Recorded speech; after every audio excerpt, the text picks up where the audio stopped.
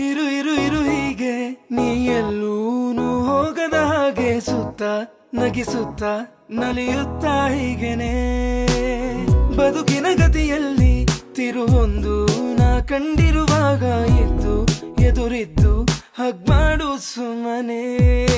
ಮತ್ತೆ ಆಗಿರುವೆ ಮುಖಾಮುಖಿ ಇದರರ್ಥ ಋಣವಿನ್ನು ಬಾಕಿ ಇನ್ಮುಂದೆ ಹಿಂದಿನ ದಿನಚರಿ ಇನ್ನೆಲ್ಲ ಖಂಡಿತ ಹೇಳು